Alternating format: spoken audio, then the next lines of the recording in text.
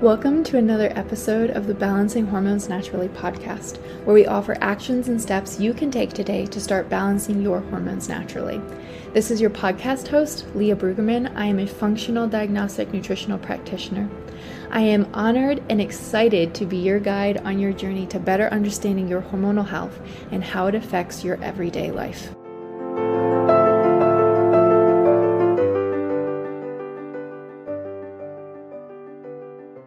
Hey ladies, welcome back to another episode of the Balancing Hormones Naturally podcast. We have the guests that you guys have been asking for. See, we do listen to you. So Dr. Meg Mill is a functional medicine practitioner, bestselling author, podcast host, and speaker. But this is the part. You guys ready? She is known as a headache guru. And you guys have been asking about hormonal headaches and just headaches in general. So we listened and we brought her on. So I'd love for you to share a little bit about yourself and why you became known as a headache guru. Yeah. So thank you so much for having me.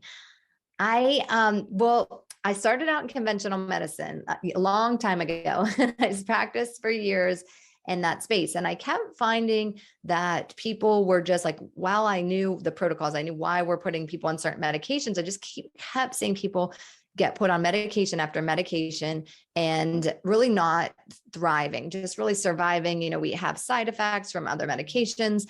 And in the meantime, I was having some of my own health struggles that I really was not getting answers for either until I found functional medicine. And I felt like once I was able to find functional medicine, really heal myself, I was like, I have to share this. I have to. So I made a total switch, went back to get education and certifications in functional medicine and I have a virtual functional medicine practice now where I see people all over the world. And when I opened my practice, I started to notice this pattern, particularly with women, that they were either coming to me with headaches and migraines, like that's why they were showing up. And then we would work together and they would say, I can't even believe this is life-changing. This, I've never been able to get, rid of these. I thought I had to live with them forever. That was happening. And then another thing that was happening actually was also that whenever people come to me, they fill out a really detailed intake questionnaire and symptom questionnaire. And so they would be coming to me for other reasons, but in their forms, they were filling out like, weekly headaches or monthly headaches for, years and years. And they were normalizing it. They weren't even coming for that reason. They were coming actually sometimes for consequences of taking medications for all these years for the headaches, but they were just thinking like, oh, that's just what I have to live with. I'm never going to get rid of these. And then we'd work together again. They'd be like, I can't even believe it. I don't have the headaches. And it just made me so aware that we're normalizing this. We're really the common approach is to band-aid it. We're just treating the pain. And so I really dug in and really wanted to learn everything that I could about headaches and migraines and how to help people, because it is a life-changing thing when you don't have to live with that pain anymore. Headaches are, they're very much normalized, especially with the pre-period headaches from that rapid drop of estrogen, which is always interesting. And the fact that you bring up the side effects. So I'm sure you've seen this ad, but I can't remember her name, but she's a tennis player and she always does the ad for that like massive migraine medication. Yes. And my husband and I just laugh because like they do this ad, and they talk about all these amazing things you can do if you get rid of your migraines and you can play with your kids and all that. And then they have to obviously do the side effects, right? And so then they shift and they like make the picture just so pretty and this beautiful music. And then you listen to what they're saying and they're like, you could like have blood clots, you could die, you could get cancer. And I'm just like, what? I know. We do that in my house too.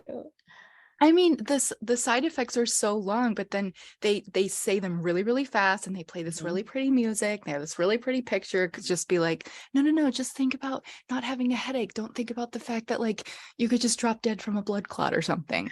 It's so ridiculous. It is ridiculous. It's just a shame because we laugh about that too. But that's what they do. It's like this wonderful, it's wonderful, but you can have they have to list them and you can have all these problems and somebody does. I mean, that's why they're listed there as a side effect. Yeah. So it might be low, it might not be you, but it might be. And you might, even if you're not having the worst ones, you could be living. I see so many people living on medications that they're really not able to have their full quality of life, the full energy they want because they're taking these medications. But you also have to think you're really just treating the pain most of the time. Most of the time with these medications, you're actually still getting the headaches. It may be not Yeah. as much, but they're still there. It doesn't, because I usually get people after they've tried these things, they've done that route and it's like, okay, I still have migraines or I still have headaches and they're not going away. So what we want to try to do is really see both the decrease in the incidence and the severities. And so once we Yeah. put these pieces together, we can see that that's when we really see the change.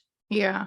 Especially too, if, I know some women try and stay away from the heavier medications. So, they just take like ibuprofen, like it's their job before their period. And then it's like, okay, now we're, now we're like killing our detox organs. And Yes. over time, it gets worse and worse. And I love that you talked about not covering up the symptoms, because I think a lot of women, as they start entering the functional or the holistic world, they go, okay, I'm going to trade in my ibuprofen for turmeric, and every time I get my headache, I'm just going to take this instead. And it's like, is that a better alternative than taking ibuprofen? Yes, but you still aren't fixing the issue. So yeah, no band-aids. So let's kind of dive in, because I know you have your special method, the E.A.T, which is so easy to remember because I just think of eating. Yes. So can we talk about this? Yes. Yeah. So what we start to do is we start with enlighten. So the E stands for enlighten. And what we need to do is we need to enlighten ourselves about all the things that can be triggering our headaches, which we're not really educated on. And so, and then once we do that, we can dive into really deeper into what they are. Yeah. But once we do that, then we align. So we work on aligning your body. We work on getting your hormones balanced, on getting your stress, your circadian rhythm balance, getting your cortisol levels and your adrenals in check and all of that. And then we also, and that's kind of where the detoxing comes in. Actually, I set that up more in the thrive actually part. So then we move into the thrive, and then we set your body up to go for it. We detox. We really put all the things in place that you need to build your body back up in order to go forward and not have the headaches and migraines continue. I mean, my favorite quote was actually from someone I was working with, and it's such a simple quote, but she said, I just don't wake up anymore wondering if today's going to be a headache day. And I think that's what we want. We don't want to have it like, is it going to ruin this, or am I going to have to suffer through this? Just, it's not even a factor anymore for your life. Yeah. And headaches, gonna find some wood. I don't really have headaches, thank heavens. It's never really been one of my things that I get. As a symptom, but my husband will get headaches, especially when he gets sick, because he actually has a deviated septum. So he'll get like a sinus infection. He'll get that sinus migraine. And it's like, they just knock him out. It's like, as soon as you get a headache, it's just like because somebody talks and you're just like, be quiet. Yeah. My head is pounding. You don't want to eat because you're nauseous, and you don't want to go to work because like the lights and all this stuff. So could we dive in a little bit? Like, because I know there's so many causes, but like, what are some of the biggest drivers of headaches that you see patterns with?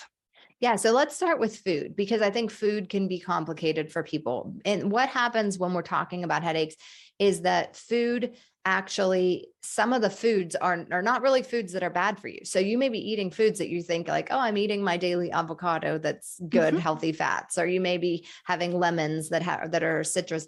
We know they might be causing headaches for you without even notice, and they can be good foods, but maybe not for you right now. So we know there are certain food groups. So like when I'm talking about the avocado, so histamines are a food group, and we can think of like fermented foods there. We have salicylates, which are citrus foods. We have nitrates, which are things like hot dogs, bacon. We have MSG, which is in a lot of prepared boxed foods, aspartame, which is in diet. We have tyramine containing foods, which are like aged and cured foods. So those are common things that we know statistically can cause headaches for people. But what is tricky is that not all of those cause headaches for everyone. And sometimes it's about thresholds and combinations too. So sometimes you can have some of the food and you don't know that it's that food because you're like, oh, I can have it this time, but I can't have it another time. So it must not be that food. Well, you may have either one had a different threshold or like a different amount, or you may have had it in a combination with another food where the combination of those two put you over the threshold. So one of the things I like to have people do is actually just print out a blank calendar and then mark down when you get your headache, what you've eaten the day of that and the day before, because sometimes we can see the food reactions even the next day. So it can be like what you ate yesterday. Another thing that happens there are food sensitivities, which are unique to each person. So you could be getting a food sensitivity from something that's like, I do antibody testing for food sensitivities to see like what your individual tests are. You can do an elimination diet. But when we have that, that can create an inflammation response. The bodies get, you have the intestinal permeability, you're getting this rise of IgG antibodies that can cause inflammation too, that can also potentially cause the headache. So we want to look at those specific foods and then potentially your unique food sensitivities and see if we eliminate those for a period of time or start to look at connections, we can often see that really start to make a difference for people. So yeah, if you just start there, that's an easy place to start. It just digging. I say we need to be detectives. Yes. And also when you were talking about it affecting you one time and not the other time, I could totally see, like, especially if histamine is your trigger, I could see it being worse around ovulation or whenever that estrogen is higher. Yes. And so then, maybe at a different time of your cycle, you're like, avocados aren't an issue, but for some reason they always cause an issue around ovulation or whenever you're not metabolizing estrogen well. So that's very interesting. Okay, so food. What's our next one? So then we want to look at stress because we look at hormones, and our adrenals are higher on that hormonal axis than our hormones are. I kind of think of this as a chain of pain. And sometimes people can really have a problem with this because they're really so pain, we think of stress as our to-do list of what we have, which we all have a lot of. We all have a lot of stress in our life, but we also can have biological stress. And so when we're getting biological stress from the pain, so we are getting the headaches causing pain, which can increase your cortisol. When we have an increase of cortisol, we can release other hormones, and one of which is prolactin, which can increase pain sensitivity. So you get this stuck in this chain of pain. And so what we need to do is get your body back in the parasympathetic nervous system. So we need to, I think stress is a hard one because people are like, what do I do? I can't eliminate things from my life, but we can, one really good thing is starting with breath work, because we can use our breath to actually bring our body back in the parasympathetic nervous system. And you can see, you can do breath work for a few minutes each day. You can, take 2 minutes in the morning, midday, and evening, and just sit there, close your eyes and take those deep breaths and just focus on your breath.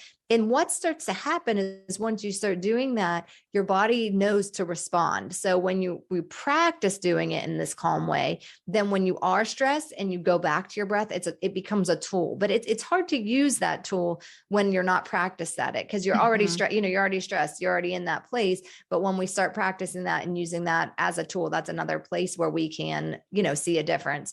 So we want, but really whatever resonates with you, if you can get the breath work in, if you're a meditator, if you even like to go for a walk in nature, if you like to sing or dance or do anything or gratitude journaling, that is just we really want to bring you back into that rest and digest, really get the adrenals nourished and calmed and get your cortisol levels back in balance. Yeah. And it's exactly what you said. I hear from people all the time. They're like, you say manage your stress, but I, can't quit my job or do whatever, which for some people, if you are chronically sick, you may have to quit your stressful job. Yeah. But go back. So for listeners, go back to the episode, Heal the Hustle. So we had someone come on to actually talk about different ways to regulate your nervous system. But one of the ways that she taught me, which I just think I don't understand why this works. I'm trying to think if maybe it's just crossing your right and left brain, but if you stare straight ahead and you put your arms straight back so you can't see your hands, and then you slowly bring your hands forward until you can see them in your peripheral, but you're still looking straight ahead, and then you just literally barely see your fingers and you wiggle them, you feel like this massive release in your body. I don't know why. Okay, Like interesting. I've makes never no tried sense. it. But it's Yes. like it's literally takes what? 10 seconds, 10 seconds to Mm-hmm. do. So it's nice to place those throughout your day so that you can kind of lower your stress bucket before it comes to a point where you overflow. Yeah. And it's just always coming back to it, always, being mindful that you have to do the things that, because, we also like, oh, the oxygen mask in the plane, use that as an example. But Yeah. if you're really not taking care of yourself and you're taking care of everyone else and your bucket's not full, it's just, you're really never replenishing. And then your dream, then we know, looking at testing, then your adrenals get off, and then your adrenals affect your thyroid and your sex Hmm. hormones and all of those. So they're all connected. So it really is coming back and practicing some of those methods can be really impactful. Yeah. So let's talk about one more cause of headaches before we start giving everybody maybe some tips they can do to start getting rid of their headaches.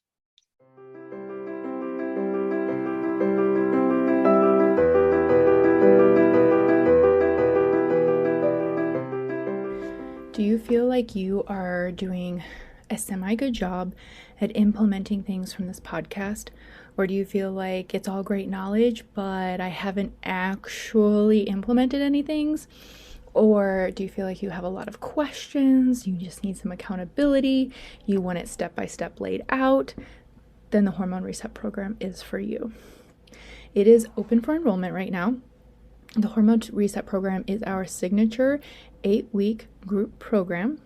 And this is where you're going to nail your foundations and really start to see incredible differences in your health. So, in the Hormone Reset program, we're going to take you step by step through how to implement your foundations so that you can be consistent and finally start seeing those differences. So, a lot of times I'll hear people say, well, how does this work in a group program?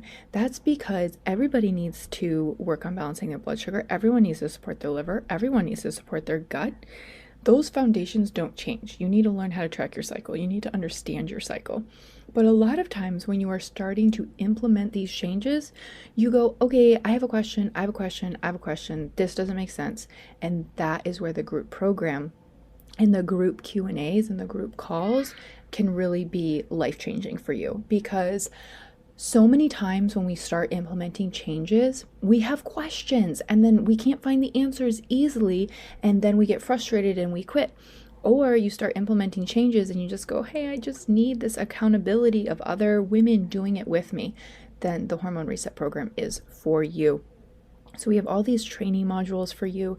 You have a Facebook accountability group where you're like, who on earth is that, Leah? That's me, that's Caitlin.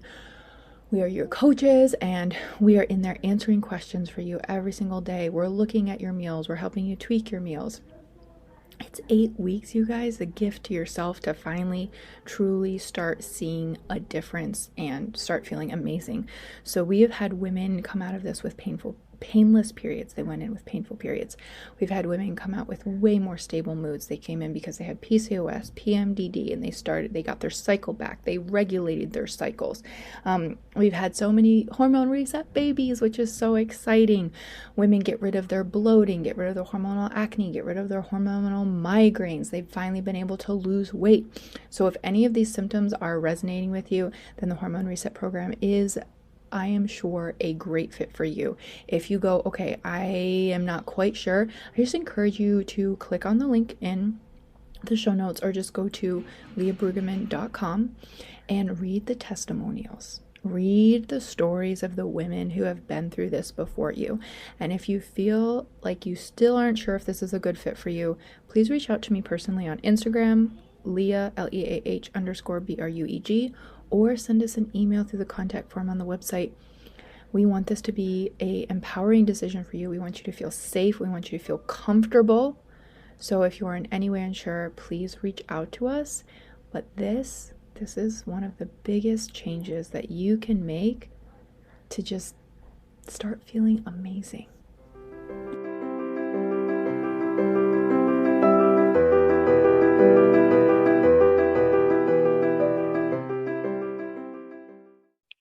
Yes. So another one is hormones, is that we hormonal imbalances. So, if you're someone who is getting a headache that's right before your cycle, like I think you were mentioning earlier, or, during ovulation, we often see this either rapid change in hormones or an estrogen dominant like symptoms. So when you have estrogen dominance, we want to look into what's going on. Do you actually have high estrogen?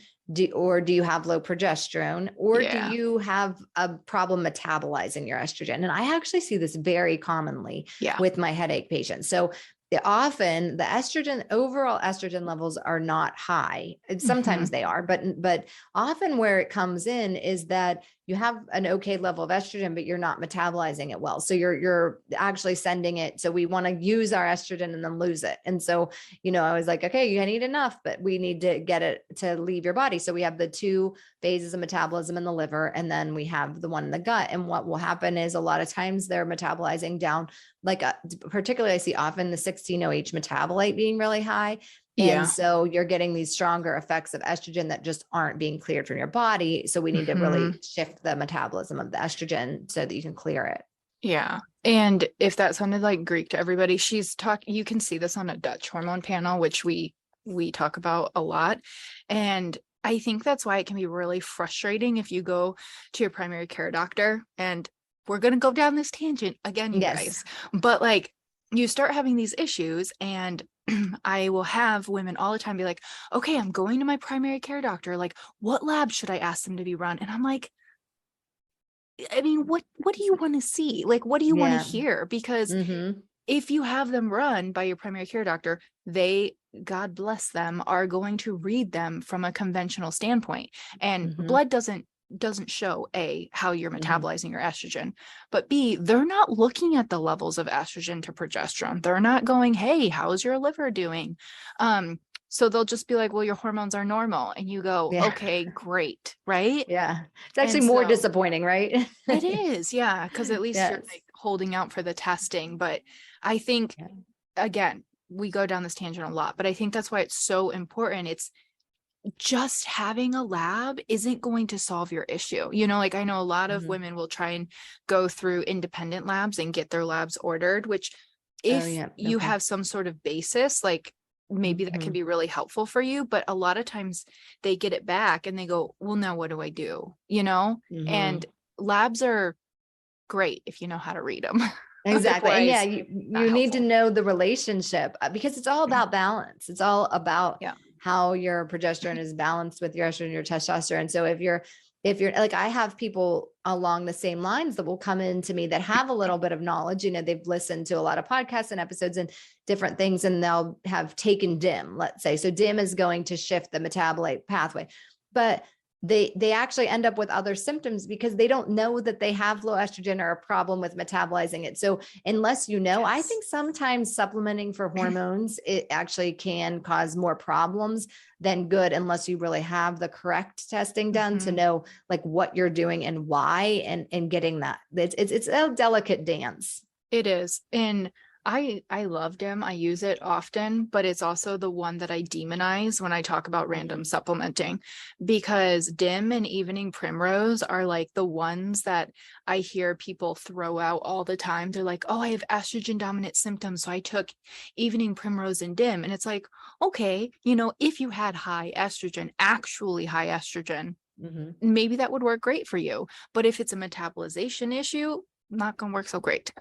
Yes. So that's where like random supplementing it's going to waste you money in the long term, but then B, it can cause more issues because it's causing another set of symptoms because it wasn't the actual problem that was wrong in the first place. Yeah. And I do see it commonly, like, I see that common picture where the estrogen is not actually high. So, sometimes it is. And sometimes, like you're saying, if it is, then it will work. It will help if you're not getting your estrogens down the right pathway, but it is more about specific shifting of hormones. So yes, it's just taking all of that into consideration when we're looking at these hormonal migraines, but it can make a huge difference for people once we can, if that's where it's stemming. It's often not one thing. So I often see it really as I say, it's like we become detectives of you and it's like a web. So it's often not like just your food or just your hormones or just dehydration or just like lack of sleep or stress or toxins are another thing that we haven't gotten into yet. But like, it's not just one of those things. It's usually the combination. But when we put those pieces together, they just all click. And then it's like, oh, okay, your body calms down because your body's giving you a signal. So a lot of the pain is a signal something else is going on. And that's where we're really not looking at it like that in the conventional side. It's like, okay, this is just, this is a brain thing, but it's often a full body issue. Yeah. Yeah. Which you brought up hydration. So I'm just curious, like how often, this is probably an easier, how often do you have clients that come in that are actually drinking enough water? Yeah, that's so people are not necessarily drinking enough water. And another thing, particularly when it comes to headaches and migraines, you want to look at a cellular hydration because another thing we do is we Sea don't salt. drink. And but Do you do the sea salt? I do, yeah, sea Yeah. salt or electrolytes, and also encourage like sipping through the day because another thing that people often do is they'll drink a whole like, okay, I'm busy, I'm going, and then they'll drink a huge glass of water or they'll get all their hydration at once. And then you can excrete a lot of that water because it's all coming at once. So we want to make sure we're staying hydrated at a cellular level. So that's why like things like the sea salt, things like electrolytes, and really sipping your water all through the day can be really helpful. And I totally fall into the culprit of hydrating all at once sometimes, just because like you get busy doing 1,000 things and then you realize it's 2 p.m. and you're like, whoops, maybe I should drink some water. Drink my water. Yeah. Yeah, it happens. It happens. Okay, so can we kind of, just so we don't run out of time, can we move a little bit into how to align? Like, what are some things that you can start doing? Because I know you have a few different like hacks, because I know you talked about like the 6 foods you can eat and the 5 tips to sleep it off. Like, Yeah. do you want to talk about that first and then thriving, or Yeah, let's talk about that. So let's talk about, sleep is an independent risk factor for headaches, particularly migraines, association with REM sleep. And so, the one thing you want to make sure is that you're getting enough sleep. And I think that's something that we often let go because we're busy. We have too much to do. That might be your only quiet time at night without kids awake or getting things done or your time to relax. But we really want to make sure we're getting good sleep and good quality sleep because when we're looking at our circadian rhythm, we know that we need enough melatonin, we need our cortisol to drop at night, all of these physiological things. And so just really prioritizing like keeping your room cool, dark, and quiet, maybe doing relaxing activities, no blue light. I mean, these are probably tips you've heard before. So, but just making sure you're getting the sleep and you're getting it in an optimal way.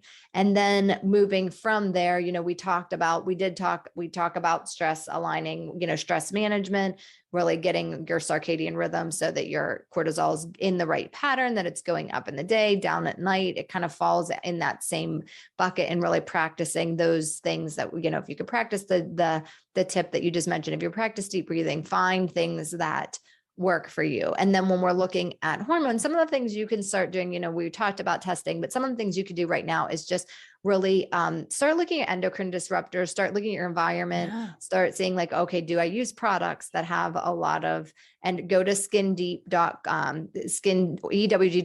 has Skin Deep. You can check your products there. I recommend just switching out one at a time. It can feel overwhelming or expensive, but just when you're done with your face wash, I was just looking at, and I can't use the quote because I don't know, but it was like it was like a lot, which was surprising, like 12 pounds of toxins on our face every year. So like it was something on our skin. And it was like, oh, when you think about the numbers that, that they were giving, we put a lot of things. We think a lot about organic food sometimes, but do we think about organic skincare? Do we think about the what we're using, like the plastics and the BPA we're using to store our food? You can just switch to glass. So making some of these simple changes can start to go a long way, and just really get you set up for success. Yeah. I listened to a toxicologist, I think that's how you say there, and she talked about just switching out your night cream, like just one thing, lowered your exposure to toxins. Like if you started at 30 and you lived to like 80, it was like the thousands. Like, wow, that was one product. Yeah. And I was just like, oh my goodness. Like, can you Yeah. imagine if, I mean, we have thankfully slowly switched over, but like when I first started, I mean, it was cleaning products, cookware, skincare, makeup, hair care, body care. It's like, it's everywhere. So it can Yeah. definitely be overwhelming for sure. I get that. Yes. Um, okay. So is that all to do with sleep? So Yeah. lowering So we want to endocrine make sure. Yeah. disruptors. And then basically that would be hormone balancing. So the endocrine Okay. disruptors would be for hormone balancing.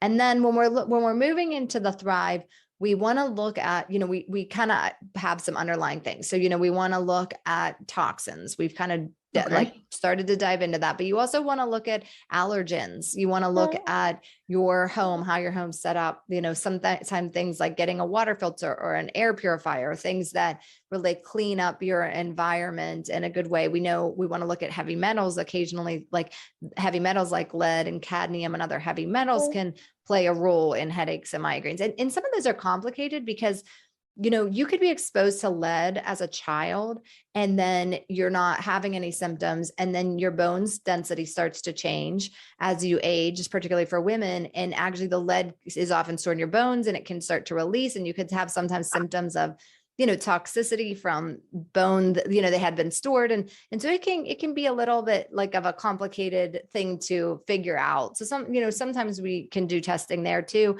to look, but you can start just by doing, environmental cleanup things there. And then we also want to look at gut health. Gut health can actually be, we have all these trillions of microbes in our gut, and sometimes inflammation and things like that can actually be causing, there's so many connections even with the gut and the serotonin and headaches. And there's many ways that could be like a whole nother, I feel like that could be like a whole nother conversation, but, really looking at your gut health and then, also structure and your body and like, that's sort of, we dive into that because there is a component of structure when it comes to headaches, posture and muscle tension and all those things too. Yeah, I could definitely see a physical aspect. I did not know that about the lead in the bones. And like, Yeah. that's crazy. Yes. I also know too, like, when you first were talking about it showing up later, my mind was going to like, I know a lot of people say the dose makes the poison, but like, no, the poison builds up over time. So I was thinking like, oh, like if you constantly get exposed and then your detox capacity is just getting worse and worse as you get older, but that's crazy about the bones. Oh my gosh. Yes, because you don't know, you're not having the exposure right now, but like maybe you had lead paint in a like place that you live when you're a child or like an apartment or something in your past. And that you could be storing those toxins. So, we're getting all that figured, all those things too, that we dive into that, or just putting some of those pieces together. And it really is levels, like not everybody needs everything. Like you can get, it could be like quickly for some people. We start some of these and people are like, snap, I can't even believe this is amazing. And then it's, takes layers for others to really get down to the root cause. But it is a long game. Like it isn't just like you're saying, take the medication, you're done. You're figuring this out. But when you do, you get the value of not really not waking up. Is it a headache day? Not suffering on a regular basis, really seeing this dramatic decrease in both incidence and severity. So it's worth the investigation time and putting the effort in order to see this difference. Cause then you live long-term, like then you actually alleviate them and you just live without having to deal with it. Mm-hmm.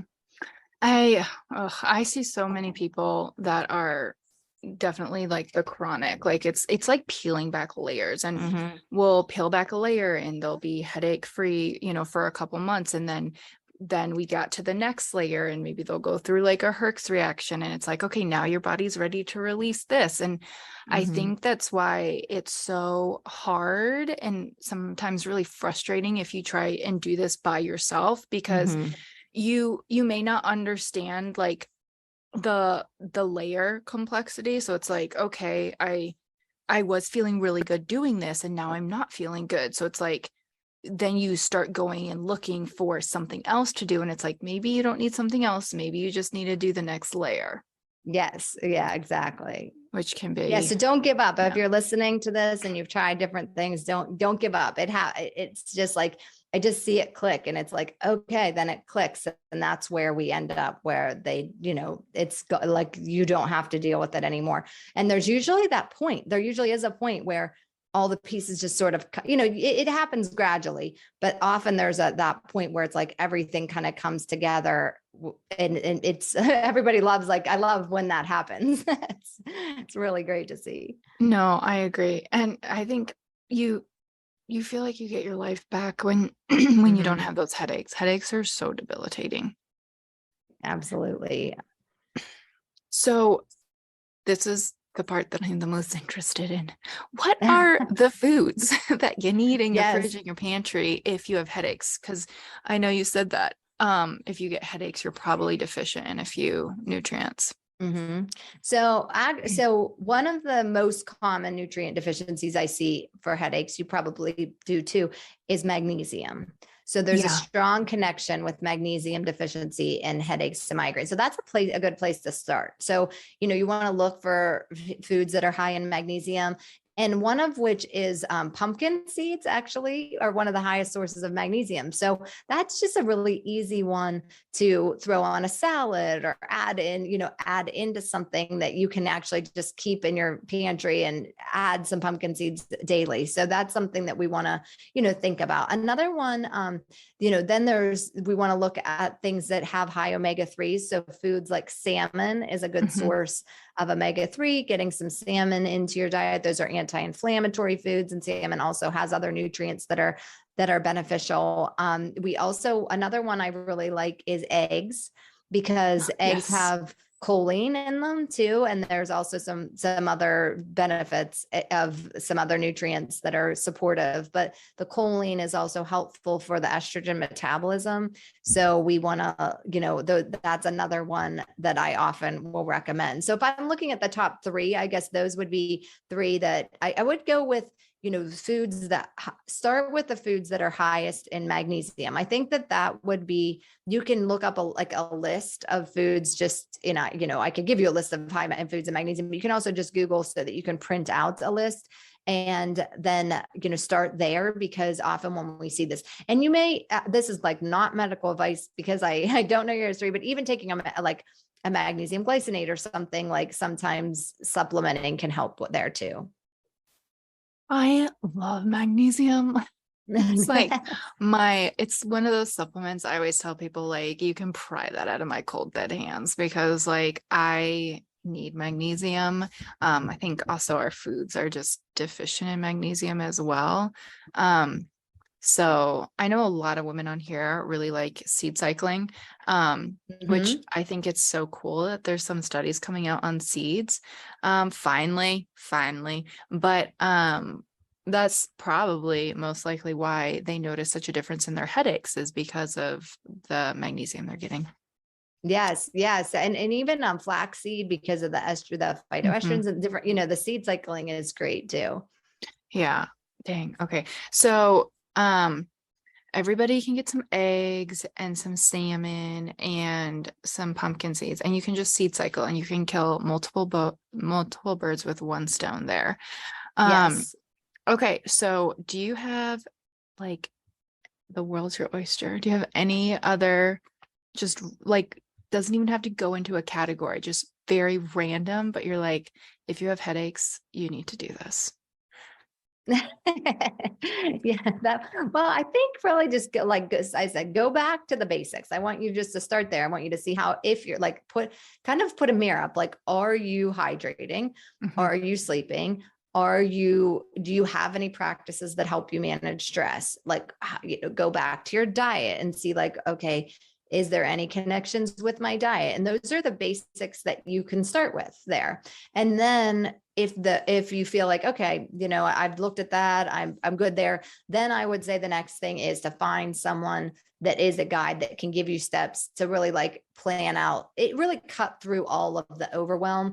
Because I do think we're bombarded, it's great, but we have so much information out there that it's like, try this and try this and try this, and then you're trying that and a little bit of this and a little bit, and you're not maybe getting the results that you're looking for, because you're not putting all of those pieces together. So I think that's the thing is, when we connect all the dots to put the pieces together and can do that in a clear way that supports you in an easy fashion is when we start to see the real results.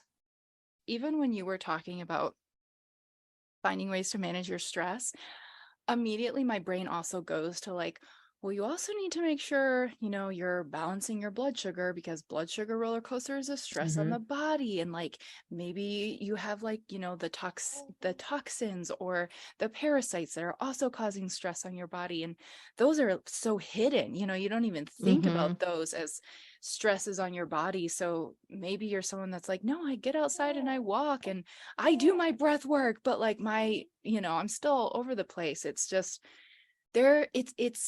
It's a puzzle. It's truly It a is. puzzle.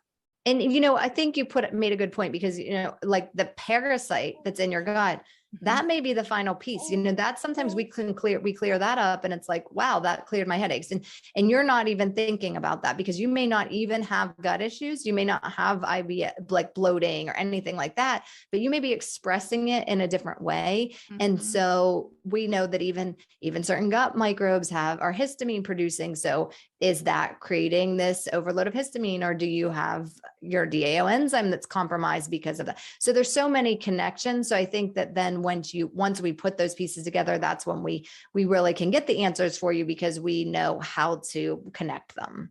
Yeah, I agree.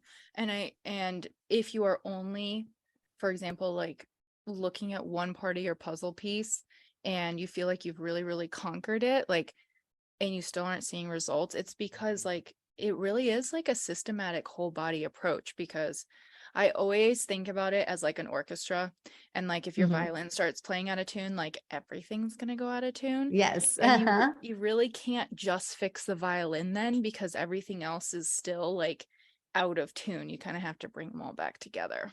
Yes, absolutely. Well, thank you very much. I'm going to put all your stuff in the show notes. So if you guys are listening, you don't even have to like click out, just scroll up to the show notes and you can find all the information. Thank you for listening to today's episode of Balancing Hormones Naturally. If you found this helpful, I would love for you to share it with a friend and post it on your stories and tag Balancing Hormones Naturally podcast so we can get this message out. You can find me on Instagram at Leah_BRUEG, and I would absolutely love to hear from you.